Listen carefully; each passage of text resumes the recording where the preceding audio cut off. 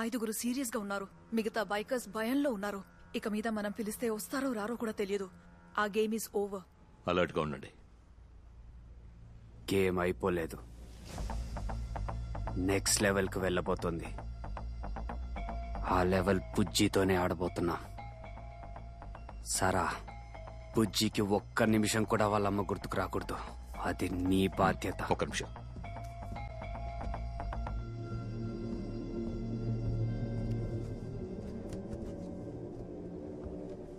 Chief లైన్లో ఉన్నాడు. శివ, ఇంకో వారంలో 1 టన్ డ్రగ్ మన చేతికి వస్తుంది. నేపాలీస్ ని కలిసి ఇండియా మొత్తం ఆ డ్రగ్స్ అమ్మడానికి ఏజెన్సీ పట్టమని డబ్బు ఇవ్వు.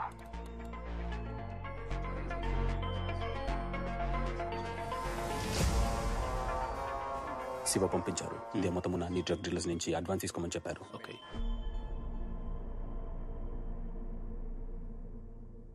నీ తమ్ముడితోనే నిన్ను నీ కుటుంబాన్ని అంతం చేయించి నా 1 టన్ను సరుకు బయటికి తీసి నీ కళ్ళ ముందే దందా చేసి చూపిస్తా. సార్, మీరు కమిషనర్తో మాట్లాడితే వాడిని వెతకడానికి ఒక స్పెషల్ టీం ఫామ్ చేయొచ్చు సార్. మనం వెతుక్కుంటూ వెళితే వాడు చోట్లు మారుస్తూ ఉంటాడు. వాడే మనల్ని వెతుక్కుంటూ వచ్చేలా చేయాలి. అన్ని న్యూస్ ఛానల్స్ కి ఆ 1 టన్ డ్రగ్ ని తగలబెడుతున్నట్టు న్యూస్ ఇవ్వండి. ఎందుకు సార్? 3,000 కోట్లు చేసి ఏ క్రిమినల్ వదులుకోవడానికి మనసు వస్తుంది. తగలెడుతున్నామని తెలిస్తే వాడే బయటకు వస్తాడు. ట్రెషరీలో ఉంచబడిన 1 టన్ మాదక ద్రవ్యాలను భద్రతా కారణాల కోసం తగలబెట్టాలని పోలీసు శాఖ నిర్ణయించింది. ఎలాగైనా సరే ఆ 1 టన్ సరుకు తగలబట్టకుండా ఆపు. నాకు ఆ సరుకు కావాలి. అది ట్రెజరీలో ఉంది, బయటకు తీలేం. తీస్తా. ఇంకో వారం రోజుల్లో సిటీకి వచ్చి దాన్ని బయటికి తీస్తా. అందుకు నాకు నీ హెల్ప్ కావాలి. నీ షేర్ 300 కోట్లని చెప్పాను, ఇప్పుడు డబుల్. సరే. ఎవరిని అడిగి డ్రగ్స్ తగలబెట్టేస్తామని న్యూస్ ఇచ్చావు? కేసు అయ్యేంత వరకు డ్రగ్స్ మీద చెయ్యే పెట్టకూడదు. సార్, దాన్ని తగలబెట్టడమే బెటర్. ఇదిగో, ఇప్పుడు నువ్వు వట్టి ఇన్స్పెక్టర్వే, బయటికి పో. నువ్వేం చేయాలో కొత్త ఏసీతో చెప్పాను, బయలుదేరు. Yes sir. డ్రగ్ తగలబెట్టబోతున్నామని అబద్ధపు న్యూస్ ఇచ్చినందుకు ఎందుకు సూర్య రాజారాం టెన్షన్ అవుతున్నా తెలియదు సార్. డౌట్ గా ఉంది. వాళ్ళ ఫుల్ డీటెయిల్స్ కావాలి. Yes sir.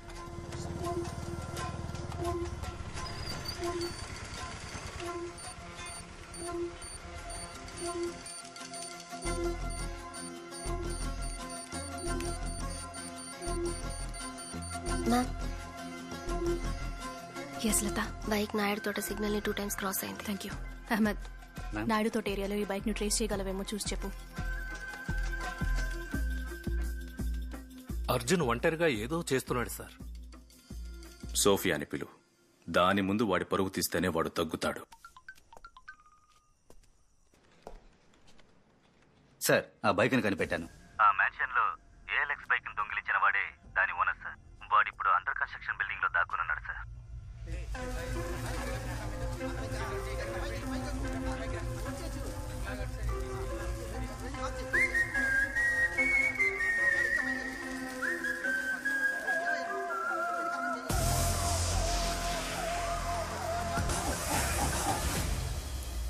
నేను నిన్ను వాచ్ చేస్తూనే ఉన్నాను. నాకు తెలియకుండా నువ్వు ఈ కేసులో ఏదో చేస్తున్నావు. అయ్యో, నేను మీకు తెలియకుండా. ఈసారి ఉద్యోగం పీకేస్తాను. సార్ ప్లీజ్ వద్దు సార్. సార్ సార్ వద్దు సార్.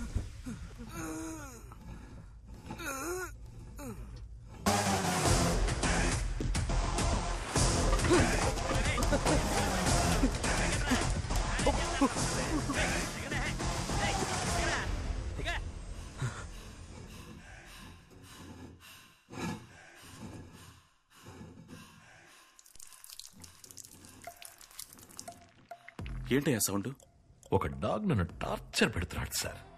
వాడినొక్కడి పీకేను, సైలెంట్ అయ్యాడు. మీరు చెప్పండి సార్.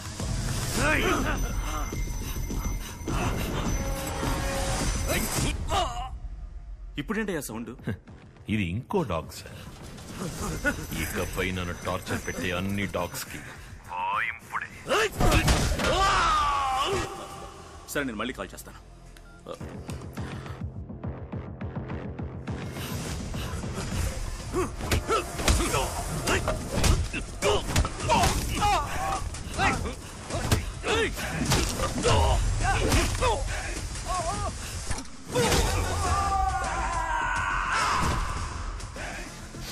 ఎక్కించాడా? వాడి వాడి మీదకి ఎక్కించారా?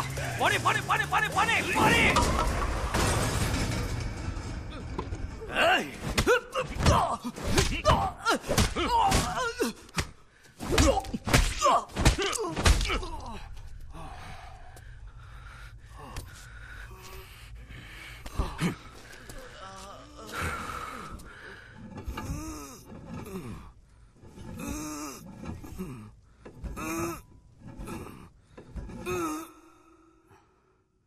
గ్యాంగ్ లీడర్ ఎక్కడున్నాడు? సార్, మీ మీదొట్టు నాకు తెలీదు. నో నెంబర్ నుంచి ఫోన్ వస్తుంది. వాళ్ళు ఏం చేయమని చెప్తే అది చేస్తాను సార్. నా తమ్ముడికి సేటన్ స్లేవ్స్ కి పరిచయం ఎలా ఏర్పడింది? ఎంతో కాలంగా ఎవరికి ఉద్యోగం లేదో వాళ్ళని ఇంటర్వ్యూకి పిలిచి బ్రెయిన్ వాష్ చేసి గ్యాంగ్లో చేర్చుకుంటారు సార్. మీ తమ్ముడికి అలాగే ఫేక్ ఇంటర్వ్యూ జరిపి వాడిని ఫెయిల్ చేయమని చెప్పారు సార్. మా సీనియర్ ఏజెంట్ అమిత్ అదే ఇంటర్వ్యూకి వచ్చినట్టు నటించి మీ తమ్ముడికి దగ్గరయ్యారు.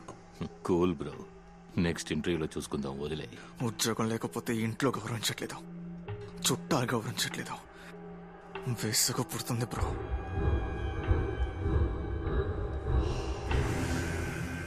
ఆ తరువాత అమిత్ మీ తమ్ముడికి గ్యాంగ్ లీడర్ని ఇంట్రడ్యూస్ చేశారు. జాయిన్ కొడతావా bro? Just right bro, it's a ticket to paradise. Happy news, మీ అన్న అసిస్టెంట్ కమిషనర్ అంట కదా? అవును. ఆయన రికమెండేషన్ లెటర్ ఇస్తే మా ఫ్రెండ్ కంపెనీలో ₹1,00,000 జీతానికి ఉద్యోగం రెడీ. ఓ లెటరే కదా, ఇవ్వరా? వద్దమ్మా. ఏపీలో ఉన్న పిచ్చగాళ్లలో 410 మంది ఇంజనీరింగ్ చదివారంట. మీ అన్నయ్య గనక లేకపోతే నువ్వు 411వ వాడి అయి ఉంటావు.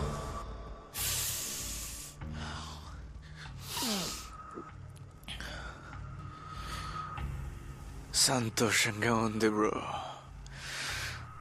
ఇలాగే రియల్ వరల్డ్ కూడా సంతోషంగా ఉండాలంటే గొప్పగా సంపాదించాలి బ్రో.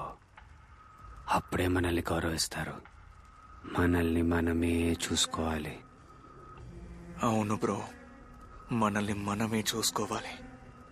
కుటుంబం రాదు, చుట్టాలు రారు, మనల్ని మనమే చూసుకోవాలి.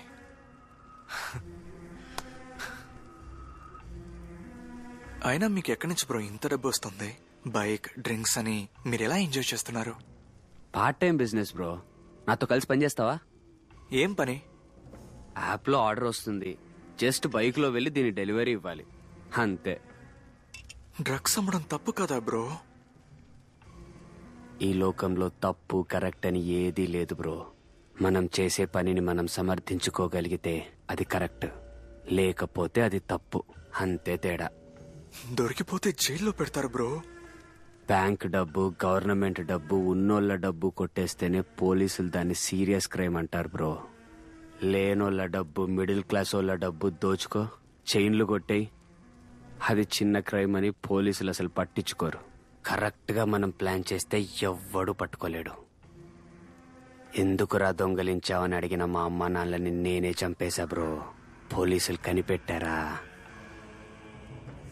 మా నాన్న చచ్చేటప్పుడు నా శాపం నిన్ను ఊరికే వదలదురా అన్నాడు.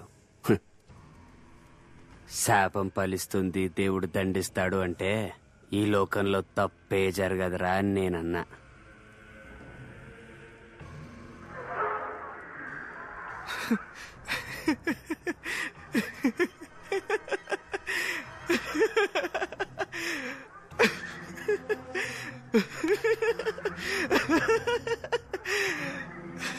దేవుడు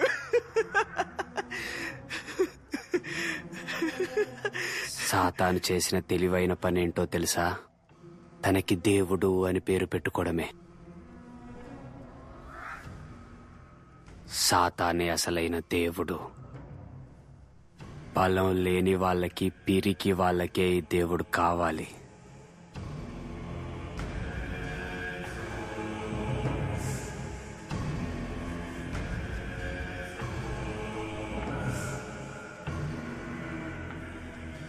welcome to the world of Satan slaves bro. మీ తమ్ముడిని మీట్ అయిన అతనే గ్యాంగ్ లీడర్ అని మీరు న్యూస్ లో చెప్పిన తర్వాతే సార్ మాకు తెలిసింది. నాలా ఎంతో మంది ఏజెంట్లు ఉన్నారు సార్. ఒక్కో ఏజెంట్ కింద 25 నుంచి 30 మంది కుర్రాళ్ళు ఉన్నారు సార్. ఈ ఏజెంట్లందరం ఓ గ్రాఫిటీ ద్వారానే కనెక్ట్ అవుతాం సార్. ఏ ఎలక్స్ లో కొన్న బైక్స్ ఏం చేస్తారు? పెందుర్తి క్వారీలో పడేస్తాం సార్.